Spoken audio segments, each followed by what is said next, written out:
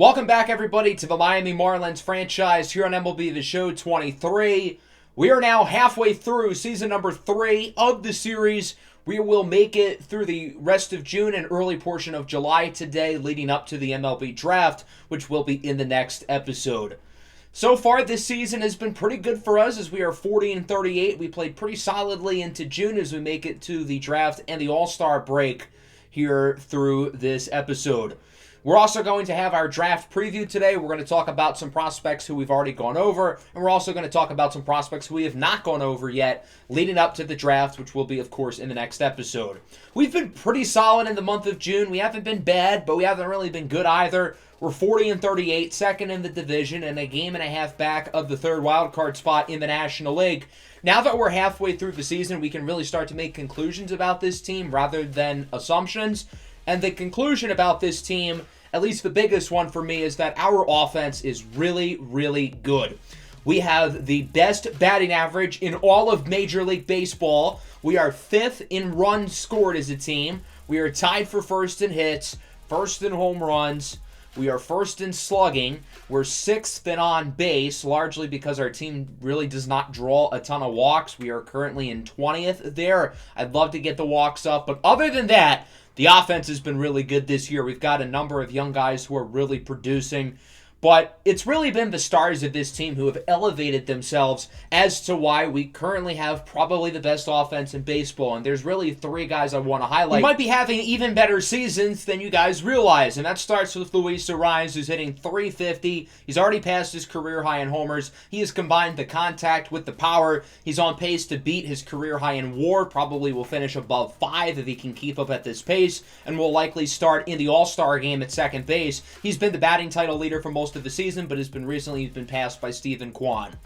Nick Fortes is one of my favorite stories in this series because going into it, he was a decent young player who hadn't really proved himself, and he has just found a way to get better and better each season. This year, he's really improved on the extra base hits as he's already matched his career high in doubles. He's projected to finish with a WAR at around 8, which is utterly ridiculous. He'll probably be an all-star this year, maybe not a starter because there are some other really good catchers in the NL, but he just continues to get better and better. And then there's Jazz Chisholm, who entered this series as the face of our team, and through the first 2 years, he was fine. He wasn't necessarily a bad player, but he also wasn't necessarily a franchise-elevating superstar, and that has changed this year. 22 homers, 61 RBIs, he's hitting .310 as a guy who's been a career .250 hitter. OPS is above .1060, he's played Gold Glove level defense in center field. He's already tied his career high in WAR, and is on pace to finish with a WAR at around 10, which is utterly ridiculous.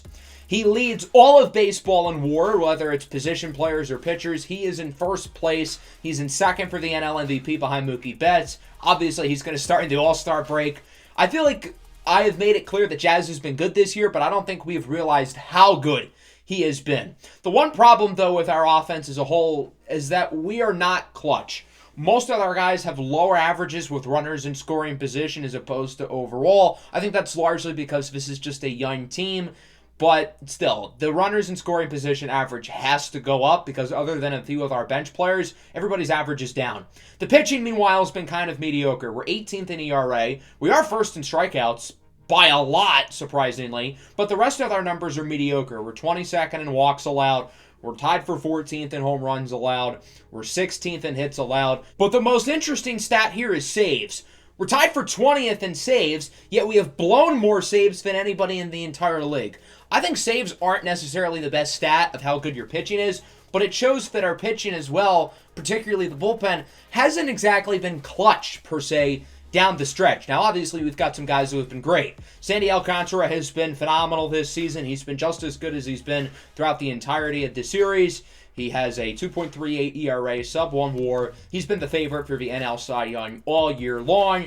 He will most likely start the All-Star game as the starting pitcher. And in terms of WAR amongst all pitchers in baseball, he only trails Carlos Rodon and Zach Gallen with a 2.3. And Edward Cabrera is actually not too far behind at 2.2. Just like last year, Sandy and Edward have been great at the top, but the rest of the rotation has been very inconsistent. Trevor Rogers, Yuri Perez, and Jesus Luzardo have all kind of struggled. Luzardo in the last episode fractured his leg, which led to us calling up Gennaro Miller, the two-way two-way star. Of course, he doesn't just pitch, he hits as well. In 2 starts, he's 2-0. He's looked pretty good so far, and then offensively, he's been pretty decent as well.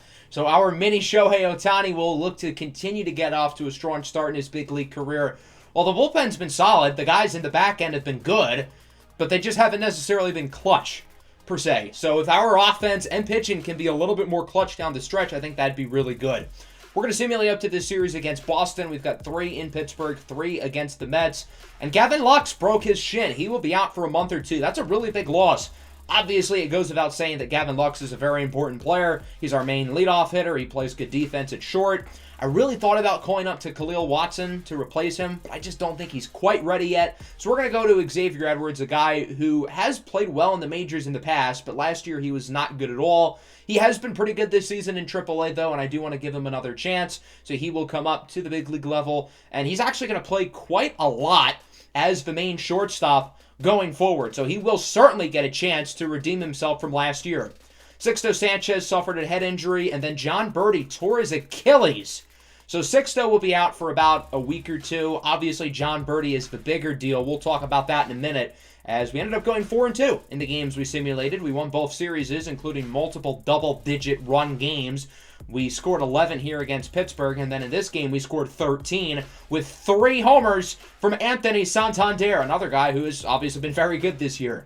So we're now 44-40, but we've got some big injuries. So Braxton Garrett will replace Sixto Sanchez. As for John Birdie, it's going to be a little bit trickier. Even though John Birdie is not like some super important player on our team, he has a very defined role of being a speedster who plays great defense. And the problem is we don't really have anybody in the organization who has his skill set. So I think it would be in our best interest to potentially look at the trade market for a replacement. Esteury Ruiz with the Oakland Athletics is exactly what I'm looking for. He is super fast, and he plays a bunch of different positions. This is the perfect John Birdie replacement, and I think he's a little bit better of a player overall than Birdie.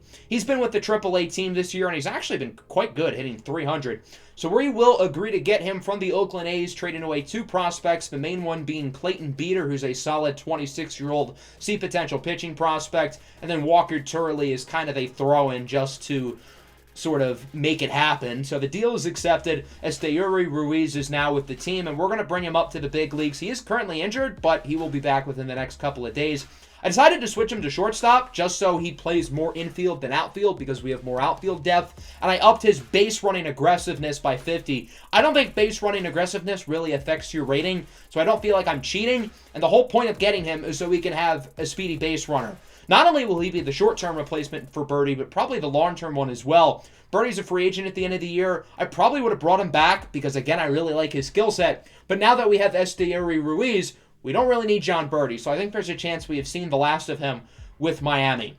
So that'll bring us to the 3-game series at Fenway against the Red Sox. I wanted to pitch with Gennaro Miller again, so we're going to look at Game 1 here against Garrett Whitlock. Esteury Ruiz is now fully healthy, so he will be available to play in this game against the Boston Red Sox. We'll see if the Marlins can perform here in this series against a good team on the road leading up to the All-Star break. Miami currently 44-40. The Red Sox in the same ballpark at 47-40, led by that man right there, third baseman Rafael Devers. Esteury Ruiz will be hitting in the 9-hole, playing shortstop today, making his season debut with the Marlins and his first big league game in multiple years.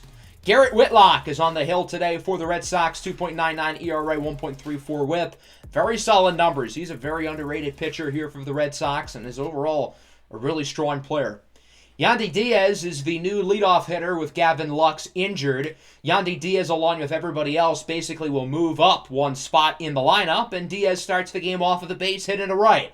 So the Marlins get an early base runner here for Luis Arraez, who is back in first place for the NL batting title, getting the average up to 361 as he ropes this one into right field. Diaz will look to make it to third.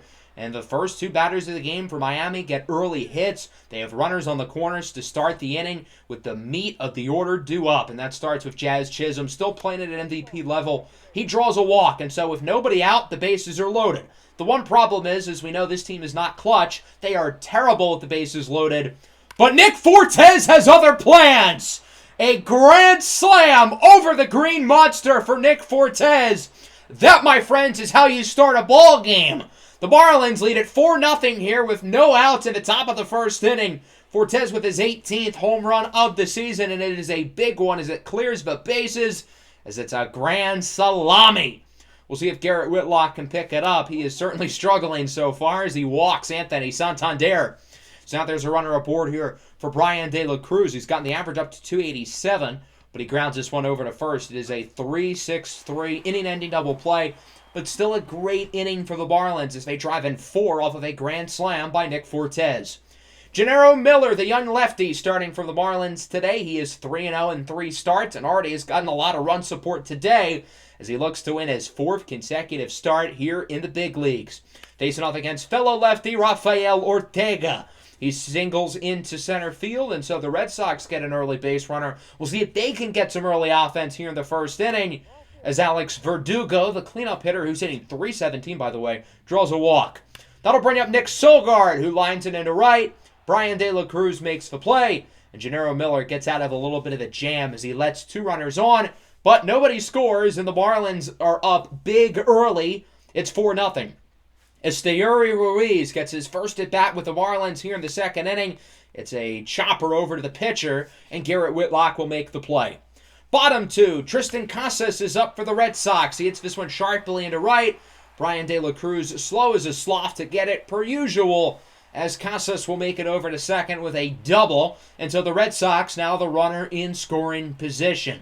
We'll see if they can drive him in here and put themselves on the board.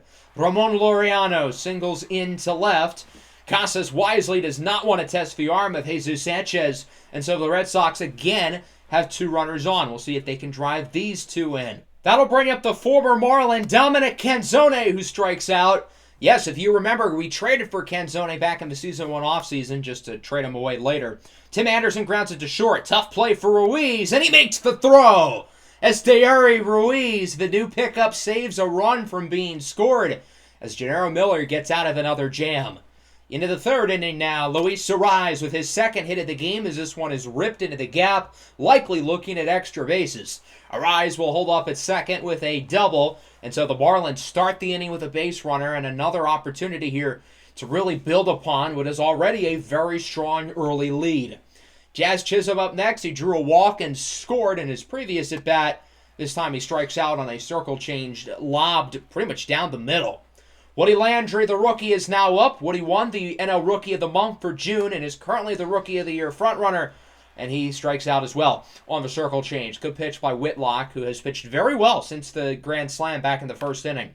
Rafael Devers rips one into right. De La Cruz taking his sweet old time as Devers will get a 1-out double. Boston has hit the ball pretty well today. They've gotten 5 base runners already. They just haven't been able to drive these guys in. Could this be the inning that changes that?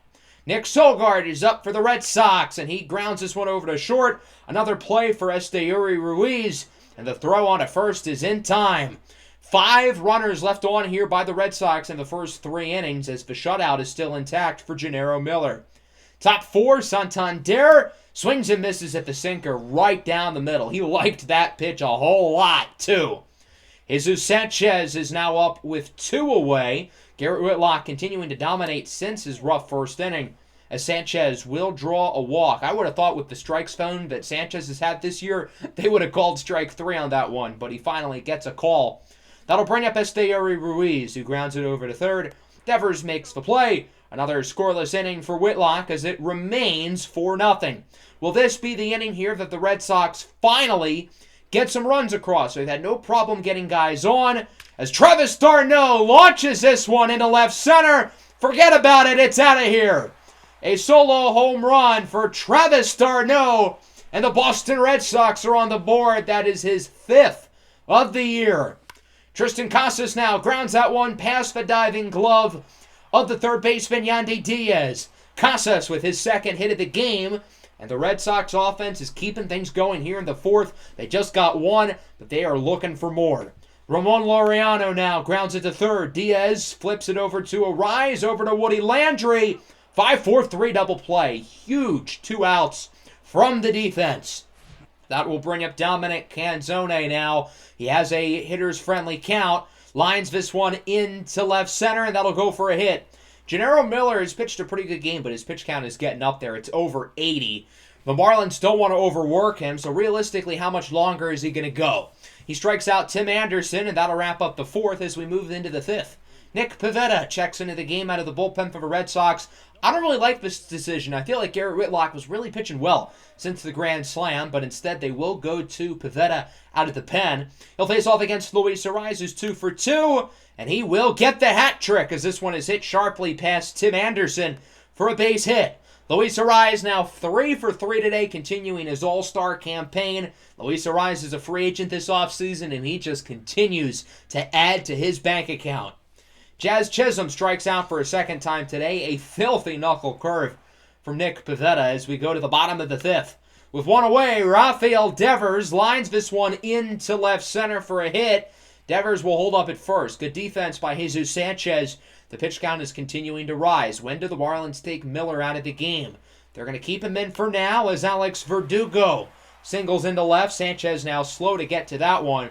Miller's allowed 2 more base runners. I think that's 9 total on the game. So it looks like the Marlins will elect to take him out here. Overall, a pretty strong start for Gennaro Miller. He's only allowed 1 run so far, but he's allowed too many guys on base. Reynaldo Lopez will look to get the Marlins out of this jam. 3.66 ERA on the season as he faces off against d'Arnaud, who homered in his last at-bat. Skies this one pretty high and deep in his center, and Jazz Chisholm will make the play. Miami gets out of the jam, and the score remains 4-1 as we move into the sixth. The Marlins offense has done nothing other than a couple of hits from Luis Arraez since the Nick Fortes Grand Slam. We'll see if they can look to extend their lead as Santander draws a walk, his second of the game, and the Marlins had themselves a base runner. That'll bring up Brian De La Cruz. Hasn't done a whole lot today other than playing some not-so-great defense. As he hits this one up the middle, Anderson deflects it, and it looks like everybody is safe. Good defensive effort from Tim Anderson, but it will be an infield single for De La Cruz. That'll bring up Jesus Sanchez now, lines it into left. That'll go for a hit. Now the offense is woken up as the bases are loaded. The Marlins hit a grand slam earlier, but overall in this series, they have struggled with the bases loaded and have really just struggled with runners in scoring position to begin with. As Esteury Ruiz goes down looking on the fastball for the second out of the inning, and now it's up to Yandy Diaz to make a play. Diaz hits this one high and deep into center field. Back at the track at the wall. It is caught. That one looked like it had a chance. If the dimensions were a little more hitter-friendly, that ball's a homer. That's probably a grand slam in most ballparks, but Fenway's got a really deep center field. Bottom six, Tristan Casas strikes out on the fastball. Ramon Laureano joins him in strikeoutville. Reynaldo Lopez pitching great here out of the bullpen as we go into the seventh. Jazz Chisholm is up for the Marlins. Hasn't done anything since his first inning walk as he hits this one sharply into left field. One hops off the monster. Chisholm with his speed will make it over to second with a double. Over the past couple of innings, I will say the Marlins offense has kind of woken up, considering they have not scored since the top of the first inning.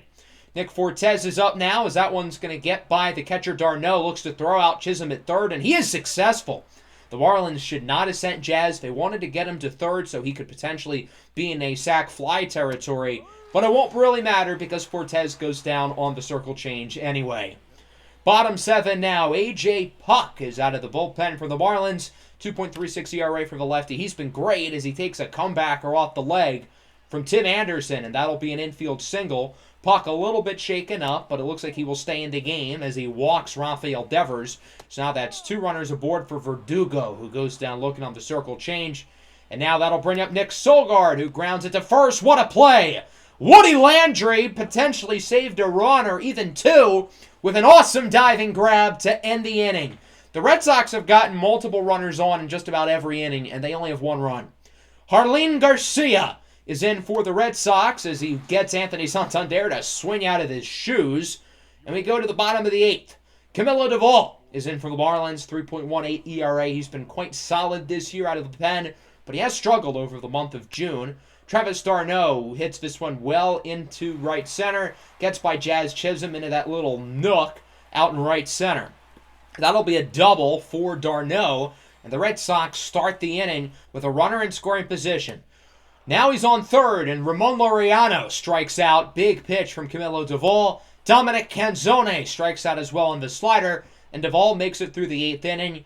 Another inning where the Red Sox leave the runner in scoring position. They had 3 more hits than the Marlins, but trail by 3 runs. John Curtis will come out of the bullpen for Boston here in the 9th inning. His exhibition will start against Jesus Sanchez, base hit in his last at-bat. He strikes out on the slider. Nice pitch. Got him low and inside. Luis Arraez is now up. He's 3 for 4 today. Arraez grounds this one over to the pitcher. Curtis will make the play.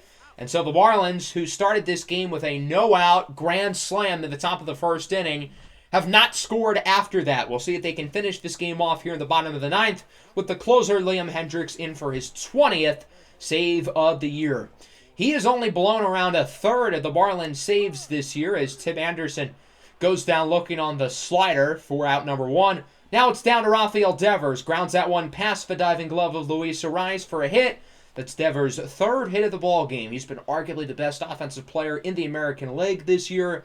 Alex Verdugo now swinging a miss on the knuckle curve. And the Miami Marlins win it 4-1, your final. We had the grand slam to start the 1st. We did nothing after that, and we needed nothing after that because the pitching was very solid. Gennaro Miller does not get the win, his first no decision, but he still pitched quite well. Our offense just was not very good today. We got the 4 base runners early with the grand slam, and other than that, we didn't really do a whole lot. But luckily, we didn't need to do a whole lot.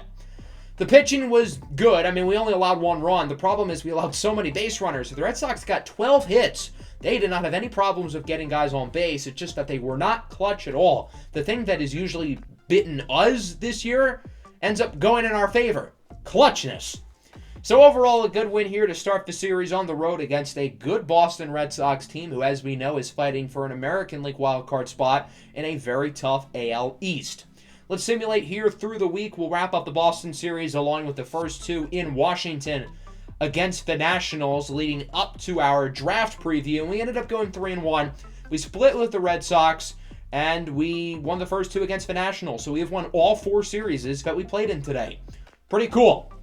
Let's move on to our draft preview now. We're going to talk about some prospects to keep an eye on here for our Miami Marlins. We have the 15th pick in the 1st round. We have a competitive balance round pick at number 35 overall, along with all of our other draft picks through rounds 2 to 6. This is a really fun group, and I'm excited to talk about some of these guys again and go over some of these other players for the first time. I feel like it's only appropriate that we start off with outfielder Kurt Kellenberger, the projected number 1 pick. I think this kid is going to be one of those every few years generational type of prospects. This is somebody who can be a 5-tool player at the next level. He's got a good bat, good contact, good power, good plate skills, good arm, good defense, good speed. There's nothing not to like with Kurt Kellenberger, except for the fact that he's probably going to be entering the NL East. The other generational prospect in this series, Justin Kramer, was drafted by the Nationals 2 years ago, and now this guy's probably going to get drafted by the Mets. Awesome. Let's now look at the starting pitchers, and it is a very good starting pitcher class. There's a lot of good players at the top, but we've got to start with Ryan Stevenson, the projected 2nd overall pick in the draft out of the University of Arizona. He's a 21-year-old lefty who I think is super polished and will be able to enter a rotation pretty much within a year of getting drafted. With a high floor, I think he's also got a high ceiling. He's a small kid. He's only around 5'10", 5'11", pretty skinny, only 170 pounds, but he does not allow base runners. He strikes out guys at a pretty good rate, and I think he's got pretty good stuff. This is somebody who I can comfortably say at worst will be a middle-of-the-rotation arm, and at best will be an all-star one day. Assuming we do not get lucky to get Stevenson, there are other candidates for our first-round pick amongst pitchers, including Darnell Floyd, a 19-year-old JUCO player. Floyd is a guy who's seen his stock skyrocket over the last year or so. He could have entered last year's draft and probably been a mid-round selection, but he decided to bet on himself, take the JUCO route, and it has completely paid off. He's been one of the best pitchers in JUCO this year, and he is now projected as a fringe top 10 pick. His walks per 9 is really good, which is a big deal for me. The rest of his per 9s look good. And this is somebody who very well could be in play with pick 15. The problem is I don't think he's going to be available. Another guy who could be in play for pick 15 is Manny Franco, another JUCO player who took the same route as Darnell Floyd, and it has paid dividends with Franco as well. I think it's a little bit more likely he falls to the 15th pick. We got to watch him a little bit on the international circuit. He is from the Dominican Republic. He's currently playing for a junior college in the state of Illinois. And he's another guy whose stock has skyrocketed over the last year or so. He does not allow home runs. He does not allow walks. Good command of the strike zone. Another guy who's a little bit smaller, but his size is not an issue. The interesting thing about the rest of this class, though, is that there are a lot of highly projected pitchers who don't look like that good of prospects. There are some guys who I think are going to go before our selection at number 15, who our scouts don't view as first-round talents. And then on the flip side, you've got non-first-round guys who I think are going to be really good. And that list starts with Tyrell Berry. He's projected to be the 35th overall pick in the draft. And remember who has the 35th overall pick. That is us. However, our scouts view him as a fringe top 5 player amongst the entire draft. Berry is a very talented high school arm who we really, really like. This is somebody who's probably going to go in that competitive balance round, maybe sneak into the late first, but truthfully, he should go a lot earlier than that. Our scouts have done a good job of finding pitching gems, guys like Robbie Jones and Hitoki Nomo, who of course we have drafted over the years. But Tyrell Berry is not the only one. There are plenty of other good pitchers down the board, including lefty Jose Benitez from the Dominican Republic. He's a very strong candidate with Miami's second-round selection at number 55 overall. I think he would be a great pick there for the Marlins. He's a solid lefty arm. We don't have a ton of lefties in the system, really, other than Hitoki Nomo and obviously Gennaro Miller and Trevor Rogers in the big leagues. But I think Jose Benitez is another guy who's being slept on. And then another candidate for that second-round pick at 53 is Gilberto Tovar out of Venezuela. This is a player we have not really talked about yet. He kind of flew under the radar, but we really took note of him late in the scouting process, and we really like him. This is another guy who, again, is probably going to be a second-round pick, but he's got first-round talent and could end up being a total steal. Again, very much in play with the 55th, maybe even the 35th pick. Geronimo Freitas is probably the biggest gem in this entire class. We've looked at these second-round projected pitchers who we think are first-round talents, but Freitas takes it to a whole nother level. This is a guy who's projected to be a late-round pick, like 4th, 5th round late. Our scouts not only think he'd be good value there, but our scouts think this is the biggest potential steal in the entire draft, as they view him as a top 10 overall player. Freitas is a lefty out of Puerto Rico, and his per nines and all of his attributes look really, really good. We probably would not wait until the 4th or 5th round if we were to pick him, just because I feel like that'd be kind of pushing it a little bit. So it is a really deep pitching group. A lot of guys at the top and a lot of guys down the board. And there are more gems down the board who we didn't even talk about today, who again could be in play for the Marlins down the board. Unlike previous years, I have scouted a few of the relief pitchers, and there are some very good ones. One I want to potentially keep on the Marlins' radar, though, is Adolfo Jimenez out of the Dominican Republic. He is a big boy, 6'5", 233. He's projected to be the 26th pick, so in between the Marlins' first-round selection and competitive balance pick. I don't think the Marlins really want to pick a reliever in the first round, so he would more so be in play for the 35th pick if he were to fall there, which is a lot easier said than done. I'm sure the Marlins would prefer a starting pitcher or a position player with that pick, but the value of Jimenez might be too good to pass up. Let's look at the position players now, starting with the catchers. It's not a particularly strong catcher class, but I do like George Watkins. He's another guy who's very much in play for our competitive balance round A pick. I don't think he's a guy we would consider at pick 15, though, just because he doesn't really have enough power, but I do think he could be a good addition to the system. Catcher isn't necessarily a huge need because we have Nick Fortes, who's really good. We drafted Joel Beltran a couple years ago in the competitive balance round A, and while Beltran has really not worked out so far, I still like his long-term upside despite the fact that he has not been good. George Watkins is a very different prospect to Beltran, and he would be a good change of pace. Beltran is more of a power guy. He's got a really good arm, whereas Watkins is more steady, better defensively, doesn't have the physical tools that, say, Joel Beltran does, but he's got much better plate skills and much better contact. We've tried drafting power-oriented prospects like Beltran and Ronald Andino, and it hasn't really worked out yet. Let's move over to first base, and there are a lot of really good players here. Some of the best offensive players in this draft. And sometimes I just like the strategy of getting somebody who can hit the ball, even if they're not a great defensive player. And I think Kyle Saul might be the best offensive prospect in the entire draft. Now, Sol is not your ordinary first baseman in the sense that he's a rock defensively. He's actually an athlete. He was an all-state linebacker. He was a starter on the high school basketball team, and obviously he's a great baseball player as he hits friggin' nukes. He led college baseball in home runs this year with Texas Tech, and he's another guy who I think is going to be a very safe pick in the sense that you'll be able to insert him into a major league lineup within a year of being drafted, but his ceiling is really high as well. I like Isaac Stu a lot as well, along with Roberto Nunez, but Stu in particular really intrigues me as a switch-hitting option. He's the 24th projected player in this draft, so he probably won't make it out of the first round. So if the Marlins want to pick him, I think they would have to do it at 15. And I think Isaac Stu's offensive upside might tempt them enough to do it, even though he plays first base and doesn't play great defense, which we already have a very good first baseman with Woody Landry.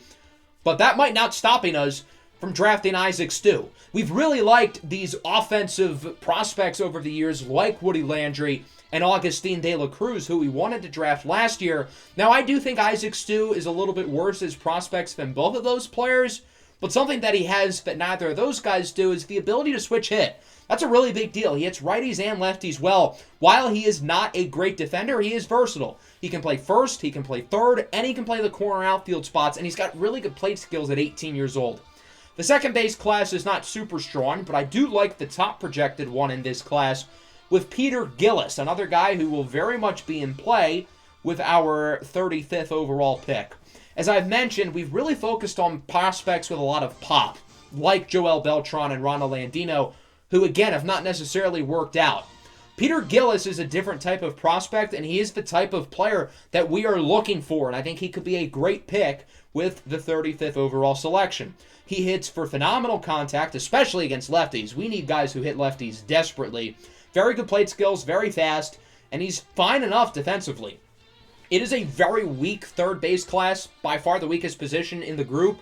I do want to mention a couple of names here, including William Serna Ruiz. We had talked about him as a candidate for our first round pick. When we initially scouted him, our team rank was actually very high. We scouted him again, and his team rank went way down. Felipe Bautista is very likely to have A potential, even though he's a little bit raw and older. Another A potential prospect to the system sounds good to me. Fernando Cabrera at 18 years old also has intriguing upside. I think he could be another name to watch down the board. We've done our homework with the shortstops. There aren't many names here who really pop out to me, but we have scouted a few of these guys quite a bit, particularly Fernando Ponce. I think a name to potentially watch could be Anthony Serrano as well. He looks pretty solid. But the shortstop I want to talk about here is Mark Clark from the Netherlands. This is a big kid, 6'5", 220 pounds. He's built like a tank, and he has the physical tools of somebody who you'd think would be a really good offensive prospect, which isn't necessarily the case. He's super raw.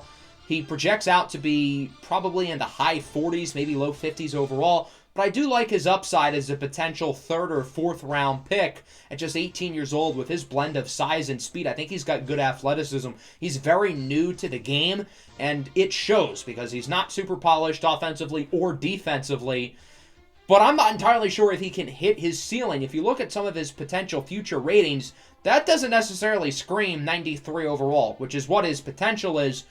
But maybe I am interested in taking a shot on him in like the fourth round or something. Other than first base, I think the infield class is pretty weak, but I can't say the same about the outfield class. There are some good players here. Obviously, Kurt Kellenberger at the top of the list. But it is not just him. There are a lot of candidates for Miami's top selections, including Venezuelan lefty Cristobal Estrella. As I've mentioned, I'm prioritizing contact and plate skills over power this year, and that is the name of Estrella's game. He's the 21st projected player off the board, so if we want him, we're probably going to have to pick him in the first round. I would like to add some more good outfield prospects because we don't really have many great outfield prospects in the system other than Kevin Alcantara, in my opinion. And I think Estrella could be a perfect fit as a guy who could potentially be a top-of-the-order hitter. He doesn't have a ton of power. He can hit for a little bit of power, but that's got a long ways to go. But he hits for great contact, great plate skills. He's super fast, and I think he's got some solid defensive tools. If he can develop his arm and glove a little bit, I think he might profile more as a center fielder.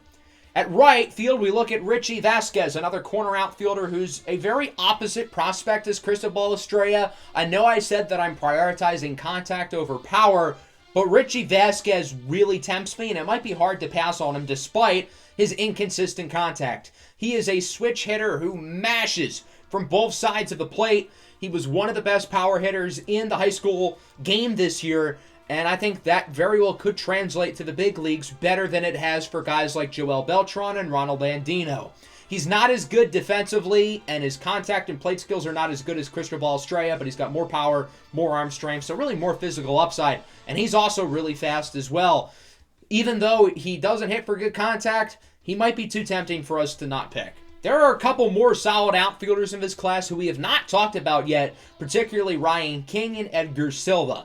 We'll start with King. He's an 18-year-old from the Dominican Republic. He is tiny, 5'7", 158 pounds. His teammates call him Mighty Mouse because he is tough and scrappy. He hits for really good power. Similarly to Richie Vasquez, who we just talked about, the contact and plate skills are a little bit lower than I would like. And unlike Vasquez, he doesn't switch hit, which does give him a little bit less margin for error and a little bit less upside overall, but I still do like the physical tools with him. His defense looks really good. His defense is probably the best other than maybe Kurt Kellenberger amongst the outfielders in this class. And then there's Edgar Silva, who's pretty polarizing to me because this is somebody who could be very good right away and has a very high ceiling, but I think the floor is super low as well. I think Edgar Silva is the definition of boom or bust. If the Marlins want him, they will probably have to pick him with their first pick. And I feel like that might be a little bit risky, considering there are some other really good prospects on the board who have much higher floors and also have the chance to be very good. But if Edgar Silva ends up becoming a multi-time All-Star, I wouldn't be surprised. I also wouldn't be surprised if he's a career minor leaguer. If you look at his potential future attributes, I mean, those look really good. A whole lot of 80s and 90s. We do have some center fielders here at the top of the class, neither of whom look all that interesting. I'm a little bit more intrigued by Yoenis Jimenez, who's going to have A or B potential, and he's not horribly raw. Then in right field, a couple guys we didn't scout, Drew Woodson and Rob Fuller, both have intriguing physical attributes. They could be guys we take shots on the dark with. I really like this draft class. I think it's a super fun group of players. We have plenty of draft capital. 3 picks within the top 53, 2 first-rounders, 4 picks in the top 100. I think it's a really deep group, and there are some very good players at the top. So that's going to wrap up today's episode. Fun draft preview, fun episode overall, as we're now 48 and 41, and we have now risen all the way up to the number 2 wild card in the National League, leading up to the All-Star break. The All-Star should be pretty fun to us, as we're going to have multiple All-Stars. We're going to have the Home Run Derby participant, and we will most likely make it up to the trade deadline along with the All-Star break. Not next episode, but the following one, because the next episode is the MLB draft, which I'm really excited about. As you guys know, I'm going to put a ton of work into that one, as I do with all my draft episodes, and it should be a lot of fun. Make sure to leave a like and subscribe to the channel if you are new. Peace out.